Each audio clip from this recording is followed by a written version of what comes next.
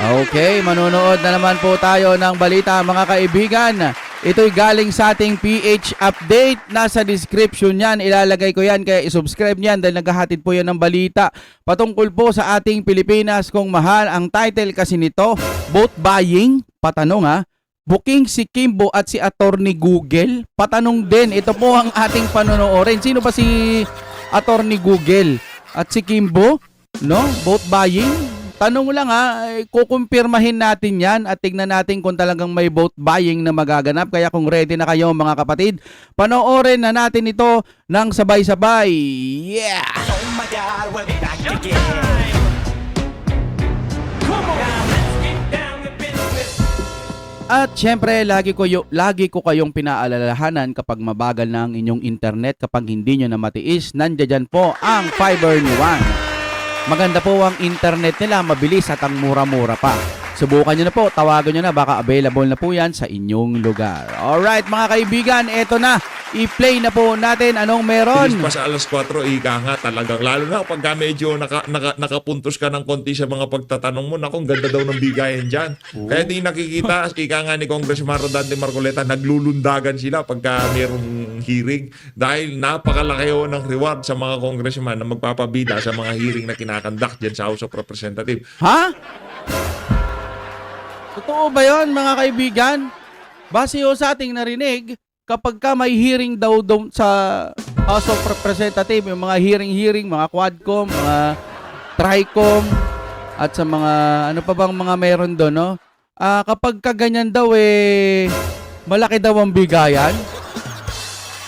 Anak, sa bagay, sino ba magtsatsaga na magtagal kayo doon ng halos buong araw minsan, no? Yung hearing doon. Ganun ba yun? Malapit na ako maniwala mga kapatid ha. Kayo, pa-comment naman po, malaki ba ang bigayan dyan? At kung sino mga nakakaalam dyan mga kapatid, pupusuan natin, magkano ba yung exact amount o depende po sa sitwasyon? Tayo'y nagtatanong lamang kung meron nga ba talaga. Eto na, i-play pa po natin ha, PH Update. Anong meron pa? Kaso ang problema, ngayon didispatchahin na nila yung mga di umanong pondo na yon na ayudang iginawa dito sa mga congressman na to. Ayun, meron hong nagsumbong. Eto, pakinggan natin ang report ng News 5 kaugnay dyan sa ano na yan, dyan sa vote buying. Grabe yung kung meron man yan ha. Nakakaawa po yung pera ng taong bayan na nagbabayad sila ng tax. Tapos pinagpipiestahan lang, no? Ito yung opinion lang natin, ha? Napaka-ipokrito talaga. Hindi talaga uunlad ang Pilipinas habang ganito tayo. Nako. Anong vote buying? Ang tagal na nila namimili ng boto. Ngayon lang pupunahin. Mga loko-loko kayo. Ito.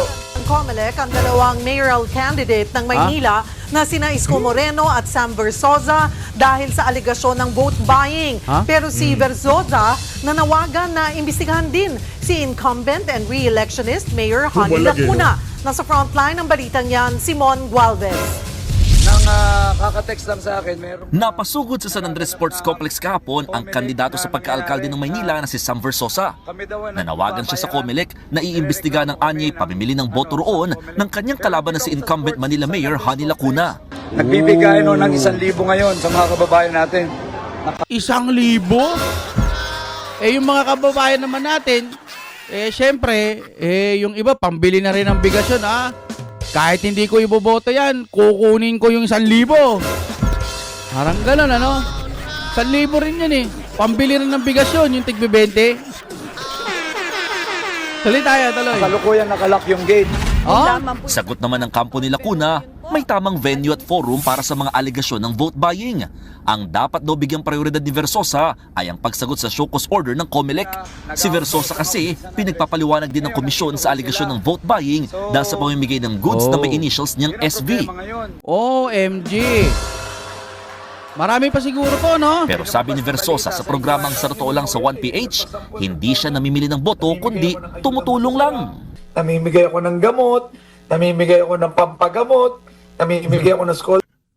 Namimigay ng pangpagamot. Bakit sana ginawa nyo yan nung wala pang eleksyon? Kung yan ang laging ginagawa ni Sir mula noon pa, maniniwala kami. Pero kung ngayon ka lang tumunog at ngayon ka lang napagkakakitaan na namimigay dahil eleksyon, pwede na pong i-convert siguro siguro yan sa vote buying. Ba't ka nagkakaganyan ngayon, di ba? Tayo'y nagtatanong lamang, no? Ito ba'y ginagawa mo na dati o ngayon mo lang ginagawa? Brad ha, baka hindi ka na anuhan na nasabihan ng mga advisor mo ha. Panahon ho ng kampanya ngayon. Kung di ka ba naman sa kalahating ano ka nang tokwa, bawal nga yan. Tanggalin mo na yung branding. Basta ipaalam mo na lang na basta yan, tulong na yan galing kay Sanders. Hindi mo na nga dapat pinagmamalaki. Talagang ibinida mo pa dyan sa interview mo. Tuloy tayo. Ebidensya na yan na talagang vote buying yan. Ano mang uri ng pamimigay ng kung ano mang klaseng pabor sa mga ang tag dito. Meron nga meron ngang search. Kumaga kahit hindi siguro pera, pwede nating tawaging vote buying. Halimbawa, sige, boboto ko yung buong pamilya ninyo kayong mga buong pamilya, iboto nyo ako bibigyan ko kayo ng ng lupain. Laki naman yun. Amount kada butante na dapat mo lang mawaldas na maibigay. Pero pagka pinamimigay mo na, gamot, candles, naku, yari ka dyan. Kaya kung ako dito sa Comelec, qualify nyo na yan. At isabay nyo na si Hani Lacuna, si Yorme Isko na lang itira nyo dyan. Dahil yan si Sam Versosa, anong gagawin yan? Mag-networking tayo sa buong lungsod ng Maynila. Ganun gagawin natin. Yari tayo dyan. Di pwede ganyan sa lungsod ng Maynila. Kailangan dyan. Kailan nyo, ito, hindi ako taga dyan Pero tanungin natin yung mga kababayan natin, mga taga-lungsod ng Maynila. Ang bago yan si Sam Versosa. Yang si Hani Lacuna, nasubukan nyo na. Si Yorme Isko Mirono, nakita nyo kung paano siya sumalansan dyan sa lungsod ng Maynila noong siya ang mayor.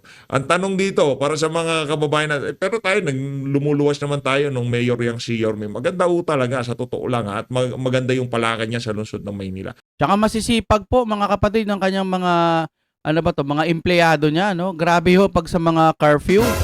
Tapos sa mga bilihan, tindahan, kailangan yung mga street vendors, kailangan nasa tamang linya kayo lahat. Talagang nililinis niya, no? Pero wala ho tayo dyan, kaya hindi ho tayo taga dyan, kaya hindi ho tayo pwedeng basta-basta sabihan yung mga kababayan natin dyan na ganito gawin nyo, ganyan gawin. Kayo hong nakaranas kung paano magserbisyo si Hani Lacuna, kayo rin na nakaranas kung paano magserbisyo si Yorme. Timbangin nyo mga kababayan, pero base sa ating nakikita, bilang meron dyan sa lungsod ng Maynila, mas nananaig ho sa atin yung panunungkulan nitong si Yorme Isko Moreno. Yan si Sam Versosa, magne-networking tayo walang umpay pagka yan ang naging mayor. Lahat tayo yayaman Di ba? Lahat tayo, maya merong merong webinar, mag-webinar. Lahat ng mga Manileño magiging negosyo. Disqualify nyo na. Yan ba yung pag nag-pair yung kabila, kanan, tsaka left and right, pag nag-pair yan, 2,000. Pag nag-pair yung nasa taas, 4,000. Kaya wag ka na magtrabaho, mag-networking ka na. Tuloy tayo. Pinamimigay niya, merong pang branding na SP, namimigay ng gamot, namimigay ng candles. At namimigay din po ako ng scholarship pa. Kabuhayan. Karamihan po yan. Siyempre may branding na SB dahil galing sa sarili kong bulsa. So kailangan ko malaman kung ano yung tinutukoy nilang ano na nga yan? Parang vote buying style na rin, giving goods with SB. Kasi po lahat Mali yun, Brad. Yun Mali lang. yun. Mali yung giving goods with SB. Mali yun. Anong gagawin ng Comelec ngayon? Yun lang ang tanong ko. Anong gagawin ng Comelec? Hindi naman vote buying yan Wala namang perang involved Wala tayong magagawa kung gano'n.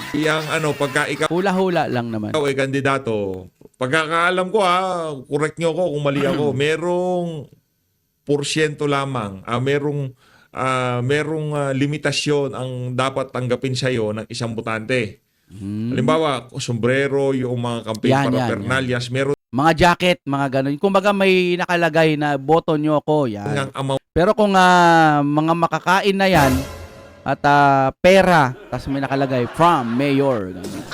Hindi na pwede yan. Yun kung magkano gagastahin kada isang tao. Halimbawa, bigas. Yung dapat matanggap niya galing sa isang kandidato. Pero pagka yung pinag-usapan, scholarship, gamot at kung ano-ano pa, naku, may problema ka dyan, Brad. Tapos ngayon lang gagawin. Hindi pa naman natin kinukumpirma. Kung matagal na nilang ginagawa yan, sige lang. Pero kung ngayon yung gagawin yan at panahon po ng eleksyon, meron po kayong butas pagdating dyan. Oh my God, we'll be Palike back po ng again. ating video mga kapatid. Maraming salamat sa inyong panonood. Pusuan natin ang inyong mga komento. Salamat po.